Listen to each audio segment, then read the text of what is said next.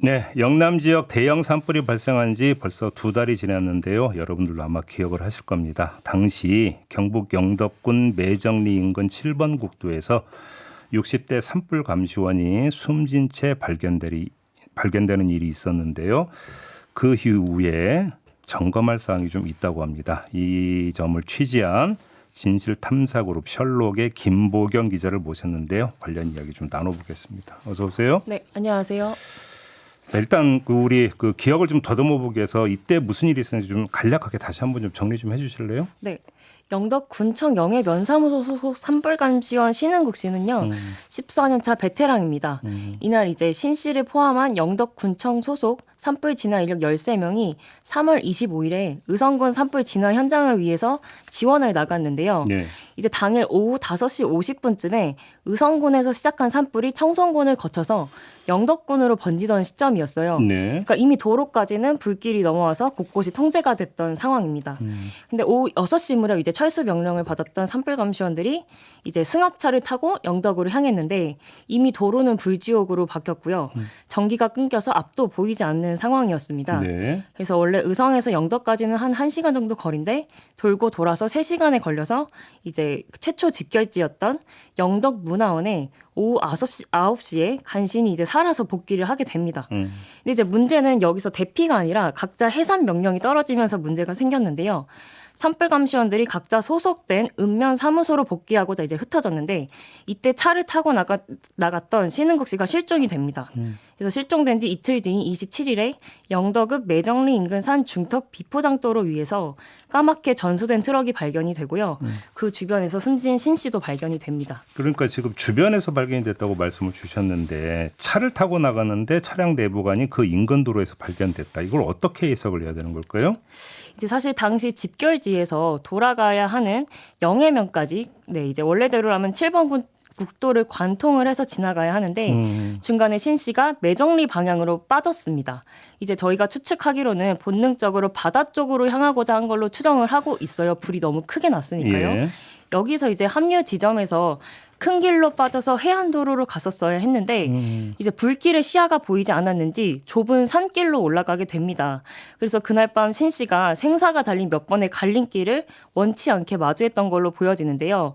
이제 산 중턱에서 마지막에 차를 버리고 맨몸으로 탈출을 감행을 했던 것 같은데 네. 30m도 채 가지 못한 채 풀숲에서 쓰러졌고요.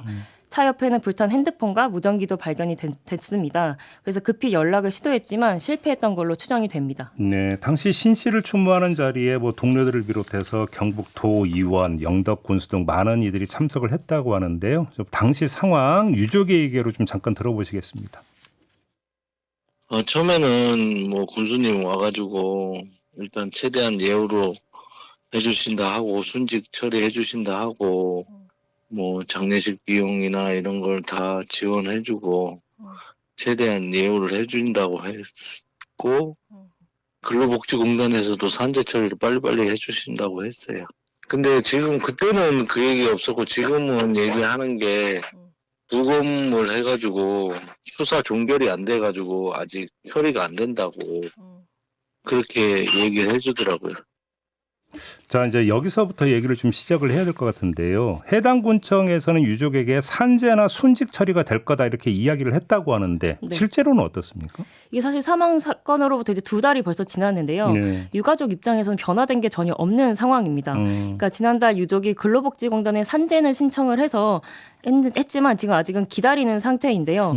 물론 일하다 사망했으니까 산재 인정은 문제가 크게 되지 않을 거라고 보는데 네. 지금 과제는 순직이 인정되게끔 해야 하는 부분입니다.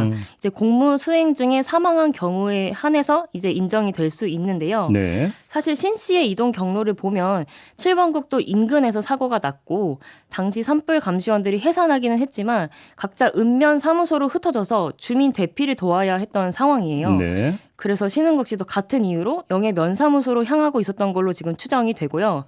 사실 주변 사람들은 신흥국 씨를 FM이라고 표현할 정도로 굉장히 책임감이 강했던 인물이거든요. 네, 그리고 당시에 영예면에 살고 있던 신 씨의 가족들도 이미 대피를 하고 있었던 상황입니다. 그래서 이제 아내가 사건 당일에 영예면 집으로 오면 안 된다. 최초 직결지였던 영덕읍에서 남편분한테 자고 와라 이랬고 신 씨도 알았다라고 답을 했습니다. 그러니까 이분이 사실은 귀가를 하다가 이런 사고를 당한 것이 아닌 주민 대피를 돕기 위해 영예 면사무소로 향하다가 지금 이런 사고를 당한 걸로 보이는 상황입니다. 아무튼 그 유가족에게 최대한의 예우를 하겠다고 약속을 했다면서요. 네, 그렇습니다. 근데 그게 좀 이행이 되고 있는 겁니까? 네, 지금 그게 사실은 순직보다도 급한 저희가 가장 주목해야 될 과제라고 생각을 하는데요. 첫 번째로 영덕군청 김광렬 군수가 유가족한테 최대한의 예우라고 약속을 했는데도 불구하고 분향소조차 마련을 하지 않았습니다. 그래요? 네, 이번에 경북 산불로 피해를 본 5개 시군 중에서 영덕만 빼고 모두 희생자 합동 분향소가 마련이 됐었거든요. 당시 언론에서는 뭐 유가족의 뜻에 따라서 영덕군은 합동 분향소를 마련하지 않았다 이렇게 보도가 됐는데요. 신 씨의 가족들은 그런 뜻을 밝힌 적이 없습니다. 그리고 2달이 지난 현재까지도 약속한 장례비 1,500만 원도 아직 받지 못했고 네. 위로금도 일부만 받은 상황인데 사실 이것도 정부가 특별 재난 지역으로 선포를 해서 받을 수 있었던 것이지 영덕군이 자체적으로 결정해서 준 지원금도 아닙니다. 근데 이런 상황에서 유족이 업무 중에 사망했다는 것을 입증을 해야 되는 거예요? 네, 맞습니다. 그래요?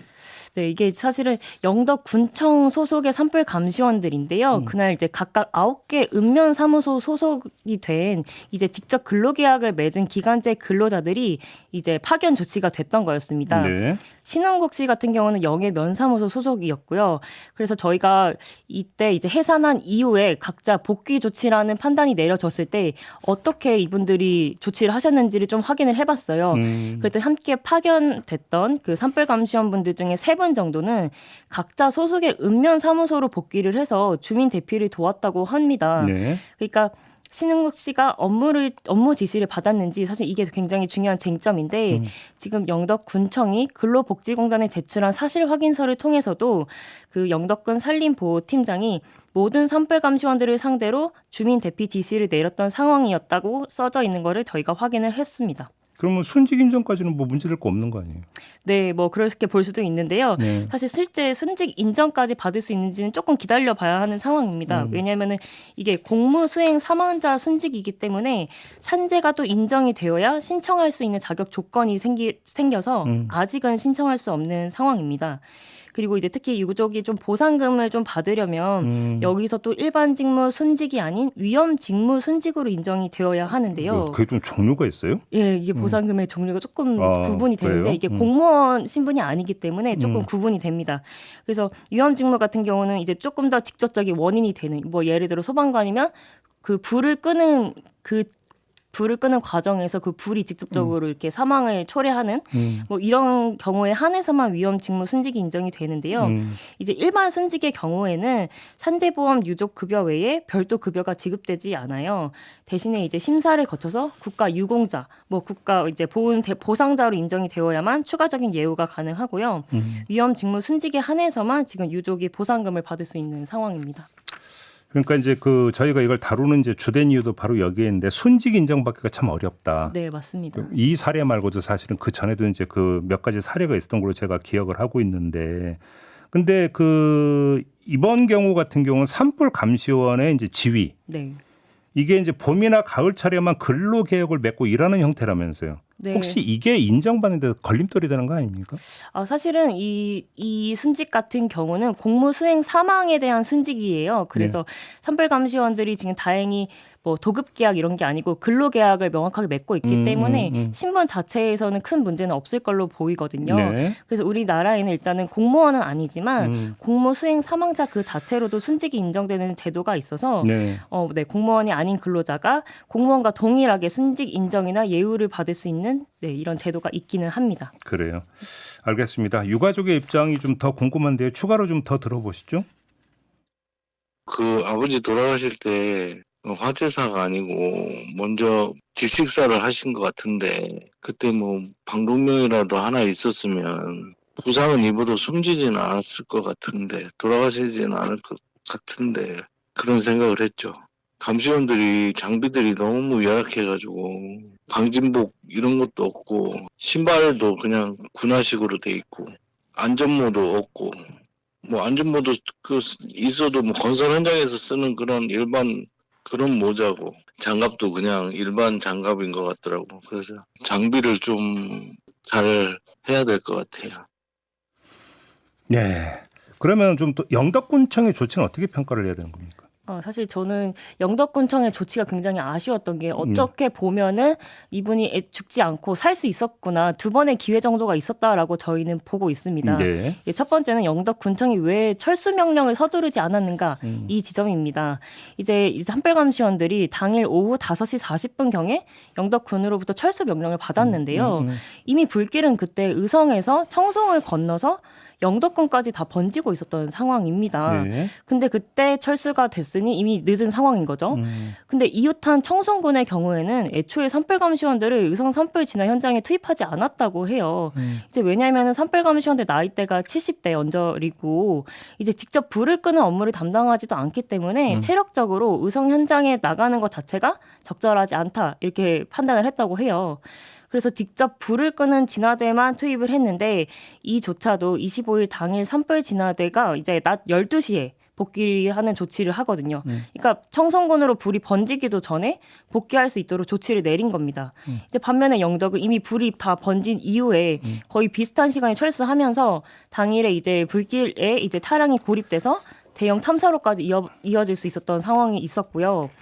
2번째는 영덕으로 간신히 살아서 돌아왔는데 이때도 대피가 아니라 각자 해산을 명령을 했다라는 점입니다. 그러니까 파견된 산불감시원들이 복귀했던 그 최초 직결지 바로 옆이 군민들이 대피하는 장소였어요. 이게 걸어서 10분밖에 되지 않는 거리였는데 여기서 대피가 아니라 알아서 해산 명령을 해라. 각자 알아서 판단해서 복귀를 해라라는 명령이 떨어진 거죠. 그래서 저희가 아까 말씀드렸던 그 근로복지공단에 제출한 사실 확인서에도 그 인솔자가 영덕의 상황을 정확하게 인지를 못하고 이들에게 복귀 지시를 했다라는 내용이 적혀 있기도 합니다. 알겠습니다. 저희가 이거를 다루는 취지 아마 우리 애청자 여러분들도 이해를 하실 것 같은데요. 항상 상황이 발생했을 때 그때는 이제 반짝하다가 그 상황이 끝나고 나면은 그 다음부터는 까맣게 잊어버리고 네, 맞습니다. 입에 있기라도 이제 오르지 않는 이런 경우가 많다 보니까 그러다 보니까 오히려 이제 상황 해결이 더 안 되는 경우들이 있거든요. 이럴수록 그러니까 계속 더 관심을 가지고 문제 제기를 좀 해야 되는 필요가 있지 않는가 싶어가지고 오늘 이 문제를 좀 다뤄봤습니다. 관련 내용 취재했던 진실탐사그룹 셜록의 김보경 기자와 함께했습니다. 고맙습니다. 네, 감사합니다.